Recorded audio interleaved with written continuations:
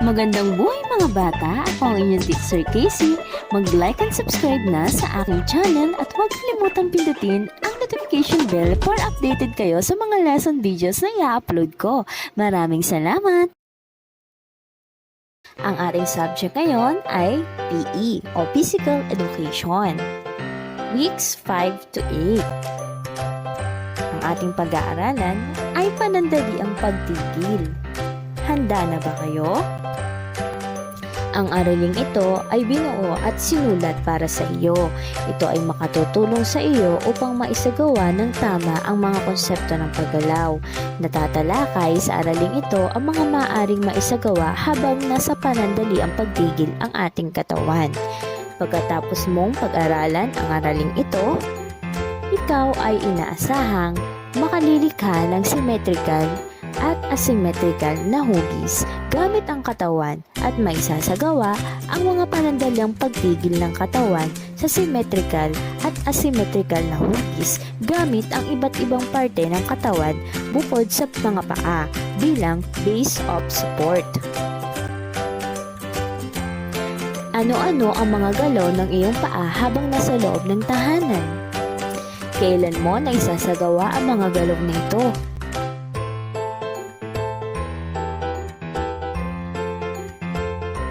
Ang paggalaw ay mahalagang kilos na dapat ay regular o palagian mong ginagawa sa araw-araw. Halimbawa, sa paggising sa umaga, itinataas mo ba ang iyong mga kamay upang iunat ito mula sa mahabang oras ng pagkakahiga sa nagdaang gabi? Subukang gawin ang mga pagkilos na ito. Una, itaas ang mga kamay at pagdaupin ang mga palad habang nakataas. Pangalawa, ibaba ang mga kamay pagkatapos na ito ay magdaop sa itaas. Pangatlo, gawin ito ng 8 ulit.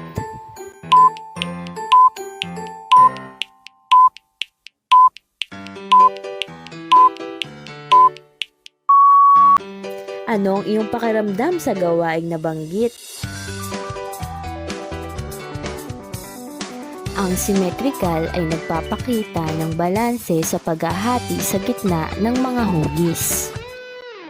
Ang asymmetrical ay hindi nagpapakita ng balanse sa paghahati sa gitna ng mga hugis.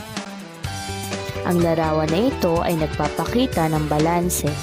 Kung hahatiin ito sa gitna, pareho ang hugis ng dalawang bahagi, kaya tinawag itong symmetrical. Ang larawang ito naman ay nagpapakita ng pagiging hindi balanse. Kung hahatiin ito sa gitna, hindi pareho ang mga hugis ng dalawang bahagi, kaya tinatawag itong asymmetrical. Ito ang mga halimbawa ng symmetrical na kilos gamit ang iba't ibang parte ng katawan. Kung mapapansin ninyo sa mga larawan, ay pareho ang kilos o galaw ng kanang bahagi at kaliwang bahagi ng mga katawan. Kung kaya't, balanse ito at tinatawag itong symmetrical. Ito naman ang mga halimbawa ng asymmetrical na kilos, gamit ang mga iba't ibang parte ng katawan. Kung mapapansin ninyo sa mga larawan, ay hindi sabay o pareho ang galaw o kilos ng kanang bahagi at kaliwang bahagi ng katawan, kaya ito ay tinawag na asymmetrical. Gawain sa pagkatuto bilang 1. Suriing mabuti ang larawan, sagutin ang mga tanong, isulat ang iyong sagot sa kwaderno.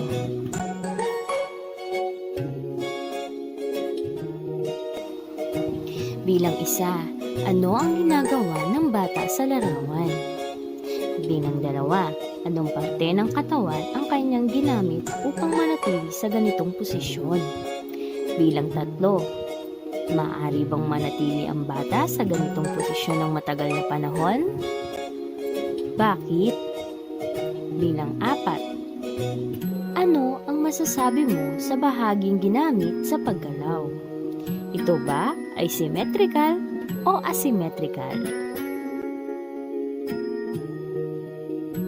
Gawain sa pagkatuto bilang 2. Suriing mabuti ang mga sumusunod na larawan, at sagutin ang mga katanungan. Isulat ang sagot sa iyong kwaderno. Una, ano ang masasabi mo sa unang larawan? Kalawa, anong bahagi ng katawan ang ginamit bilang pangsuporta?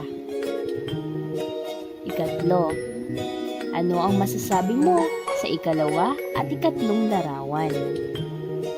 Ikaapat, anong parte ng katawan ang ginamit bilang pangsuporta? Gawain sa pagkatuto bilang 3. Markahan ng check ang larawang nagpapakita ng symmetrical at asymmetrical na hugis gamit ang iba't ibang parte ng katawan. Isulat ang iyong sagot sa kwaderno.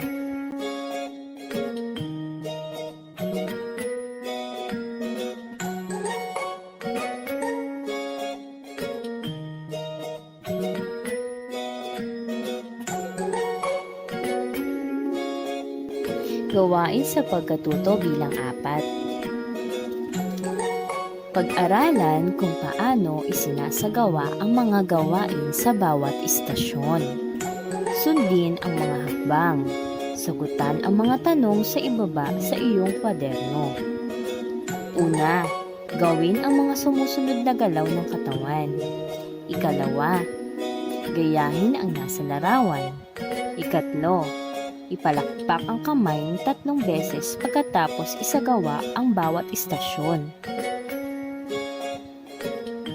Unang istasyon, stride standing. Gayahin ang nasa larawan. Nagaya niyo ba mga bata?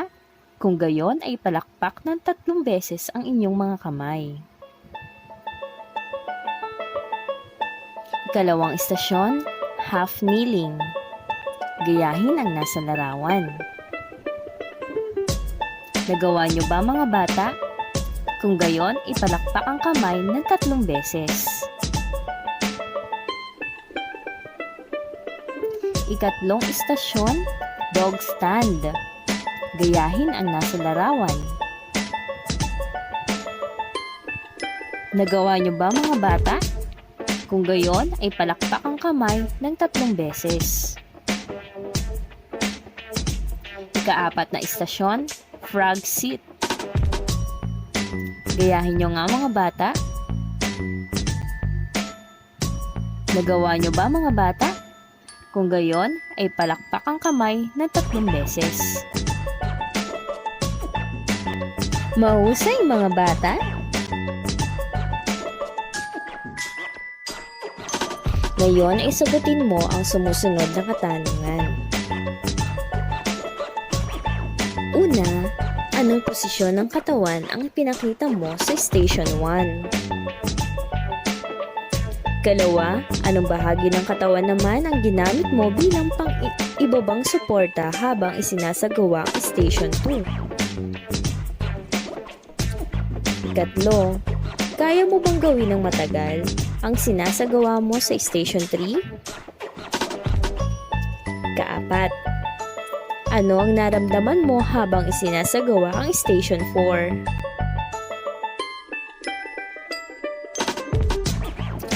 Gawain sa pagkatuto bilang 5. Tingnan at pag-aralan ang mga larawan. Pagkatapos, sagutin ang mga tanong sa iyong kwaderno.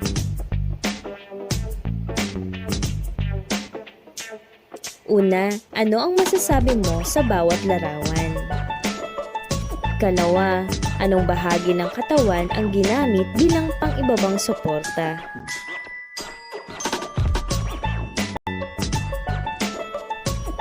Ang hugis sa kanan ay asymmetrical at ang nasa kaliwa ay symmetrical. Pansinin ang mga larawan. Gawain sa pagkatuto bilang 6. Isagawa ang mga nakikita sa larawan. Sagutan ang mga sumusunod na katanungan. Isulat ang iyong sagot sa iyong kwaderno. Una ay akmang luluhod sa sahig. Ilapat ang kaliwang tuhod at kanang paa sa sahig. Pangalawa, Ang dalawang palad at dalawang tuhod ay nakatuon o nakalapat sa sahig.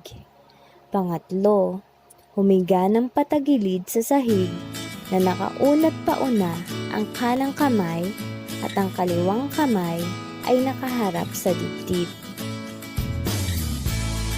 Na ang palad ay nakalapat sa sahig.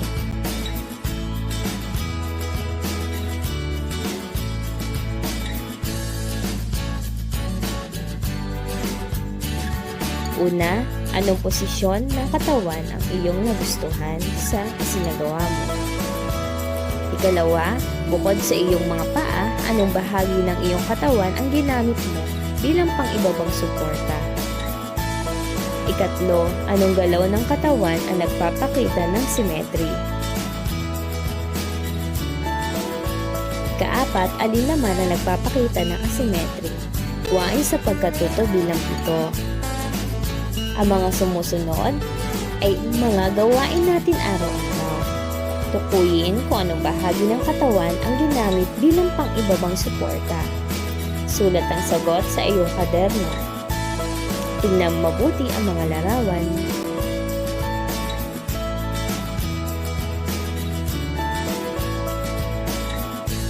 Ngayon ay gagamit tayo ng rubrics sa pagpupuntos sa inyong mga gawain. Mahusay kung naisagawa ang mga pamamaraan ng pagsasagawa ng tama at maayos ayon sa pagkakasunod-sunod. Kasiya-siya kung ang isa sa mga pamamaraan ng pagsasagawa ay hindi naisagawa ng tama at maayos ayon sa pagkakasunod-sunod.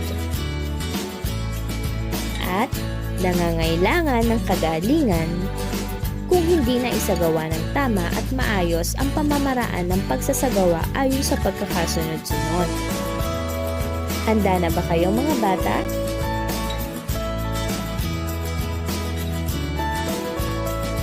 Gawain sa pagkatuto bilang 8. Kasama ang iyong kapatid o iba pang miyembro ng pamilya, isagawa ang gawain sa ibaba.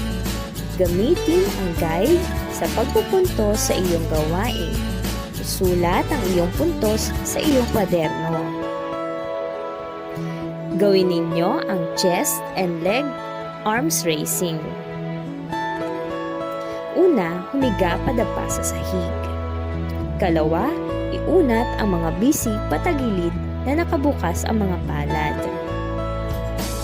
Pangatlo, itaas ang kamay, ulo, at iangat ang dibdib kasama ang mga paa at binti.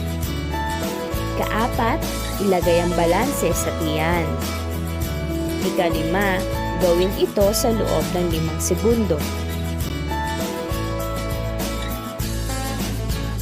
Sagutan, ang aking puntos ay natutunan ko na gawain sa pagkatuto bilang siyam.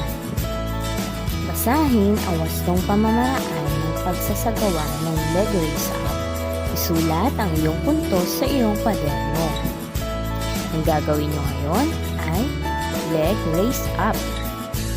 Una, umupo na nakalapat ang mga kamay sa sahig sa likod ng puwit. Ikalawa, dahan-dahang iangat ang mga binti. Ikatlo, ilagay ang balanse sa mga kamay. Ikaapat, gawin ito sa loob ng 5 segundo.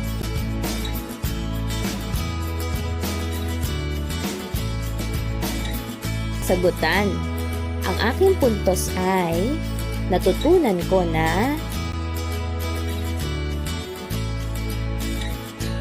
paalala para sa susunod nating gawain.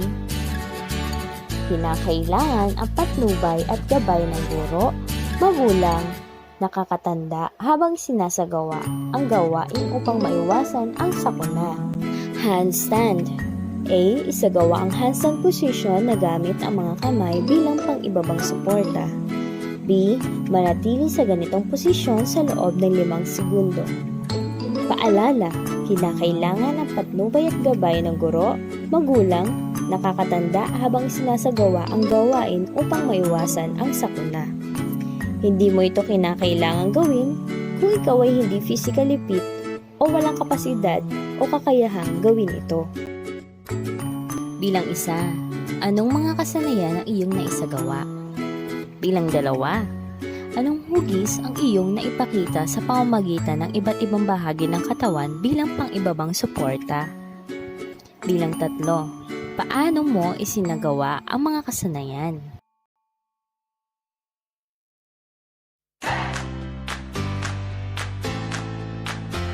Sagutan. Ang aking puntos ay natutunan ko na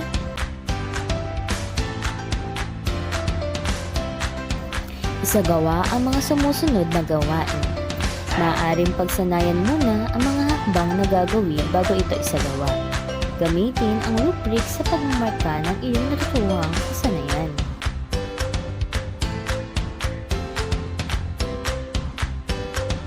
Gawain sa pagkatuto bilang 10. Gawin ang mga sumusunod na hakbang. Isulat ang iyong puntos sa iyong kwaderno. Ang gagawin ninyo ay 1 knee and hand balance. Una, lumuhod sa sahig na magkadikit ang mga hita. Ikalawa, ibaluktot ang katawan pauna na ang kaliwang kamay na nakataas at kapantay ng balikat. Ikatlo, itaas ang kanang paa at manatili sa ganitong ayos sa loob ng 5 segundo. Kaapat, ulitin ang galaw ng halinhinan ng 3 beses.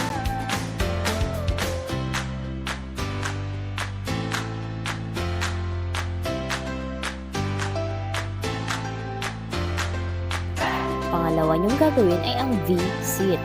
Number 1, umupo sa sahig na nakaunat ang mga paa at mga kamay paitaas na gumagawa ng V na letra. Ikalawa, lipat ang bigat ng katawan sa iyong puwitan. Ayon sa pagkatuto bilang 11. Suriin ang mga larawan. Tukuyin kung ito ay naglalarawan ng chest and leg arm raising, leg raise up, o handstand. Ilagay sa iyong kwaderno ang iyong sagot. Unang larawan, ikalawang larawan, ikatlong larawan, ikaapat na larawan, at ikalimang larawan.